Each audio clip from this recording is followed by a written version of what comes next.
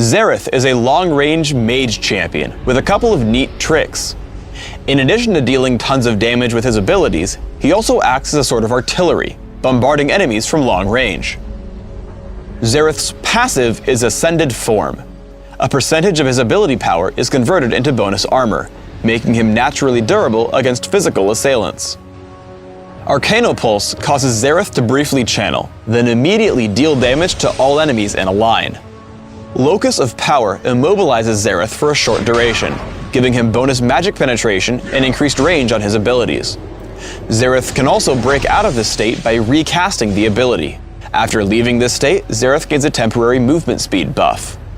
Mage Chains damages and marks a single enemy for a few seconds. If Xerath hits the marked enemy with any other damaging spell, his target becomes stunned for a short time. Xerath's ultimate is Arcane Barrage, which damages all enemies in target area. For the next few seconds, this ability can be cast 2 more times for free before it goes on cooldown. Xerath's early laning is extremely strong. Once you learn to lead your opponents with Arcanopulse, you can constantly poke them from out of counterattack range. By learning Mage Chains at level 2, you can further this harassment. Once he gets low enough, Exhaust and Flash will help you secure the kill. Xerath's harass gets even stronger once you learn Locus of Power. Every time it's available, turn it on and poke at your lane opponent. Again, I'm able to constantly throw out Arcanopulse, dropping Rise lower and lower. Unfortunately, Locus of Power does have a very long cooldown at low levels, and I end up wasting it before Arcanopulse comes off of cooldown, meaning Rise lives. Grabbing Sorcerer Shoes by level 6 will in fact cause you to deal tons of damage. After missing Arcanopulse, I lead with Mage Chains and trigger its stun with Arcane Barrage. Once stunned, Rise becomes an easy target for the rest of my combo, giving me my second kill of the game.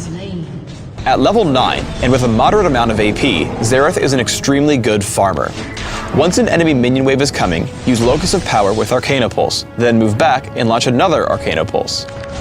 In the interest of saving mana, you should last hit the cannon minion with your basic attack, but immediately taking the other 6 minions is extremely powerful. Xerath is even more powerful when wearing the Golem buff. Once again, I push around Rise using Locus of Power, Arcanopulse, and Mage Chains. Once I push Rise to his turret, he retreats to the jungle to escape.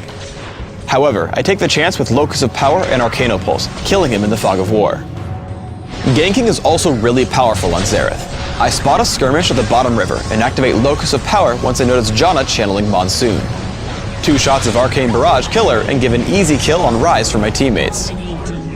As we push bottom lane, I stay at Locus of Power's maximum range. The cooldown matches well with Arcanopulse, so I deactivate Locus immediately after nuking my enemies. After picking up the kill on Rumble, I stay in Locus to drop Arcane Barrage, taking down Rise. As Riven has gotten out of range, I use Locus's movement speed buff to rush up to her, picking up the kill with Mage Chains. We get into a team fight in mid. Again, I open with Locus of Power, poking at Janna. As Udyr comes in, I drop him with Arcane Barrage and then reactivate Locus to crush Rumble and Rise's health. As I push back into the battle, I get our team 2 more kills thanks to Mage Chains and the long-range slow from Rylai's Crystal Scepter. Xerath also has a number of tricks in Dominion on the Crystal Scar. After poking Riven off the capture point, I head to the brush below it and activate Locus of Power. I'm exactly in range for Arcanopulse, forcing Riven to give up the point for good. Xerath's long range is extremely helpful against melee fighters. As Riven jumps me, I lead with Mage Chains and stun her with Arcanopulse right as she initiates. Too low to fight, she runs only to be dropped by 3 shots from Arcane Barrage. As I flash away from Renekton, I wait until Mage Chains comes off cooldown, stunning him as I run for the Speed Shrine. Once he turns to fight Heimerdinger, I land another Arcanopulse. I leap around away from Heimerdinger and prepare for another Arcanopulse with Locus of Power. Now extremely low, I land Mage Chains for the kill. You really want to stay around the middle of the map as Xerath, as it gives you access to speed shrines and allows the most use of your long range. I head over to my team and help them pick up a kill on Blitzcrank, first using Locus of Power and Arcanopulse. As he continues to run, I repeat the combo and kill him with Mage Chains.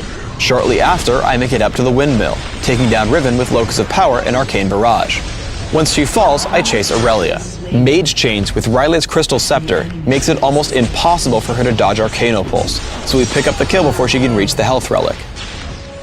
For runes, I take magic penetration marks, ability power per level seals, ability power per level glyphs, and flat ability power quintessences. This setup is aimed at giving me early lane dominance, using Arcana Pulse to push around my opponent, while also scaling me into late game with lots of ability power. My masteries are 9-0-21, taking magic penetration and offense and making sure to take increased cooldown reduction and neutral buff duration and utility. I take exhaust and flash, mastering both. I max Arcana Pulse immediately for consistent damage output. I take a point in Mage Chains at level 2 and leave it there as I max Locus of Power second. This ability order turns me into artillery pretty quickly, able to constantly toss out long-range spells. For items, I grab a Doran's Ring in Classic or Sorcerer's Shoes in Dominion. After adding Sorcerer's Shoes, I immediately grab Rabadon's Death Cap. With my core build done, I add utility and damage with Riley's Crystal Scepter and Will of the Ancients. I finish out my build with Morella's Evil Tome for cooldown reduction and Void Staff if my opponents start to get more magic resist. Thanks for tuning in to the Xerath Champion Spotlight. Please subscribe to the Riot Games YouTube channel up top and leave us your comments just below this video.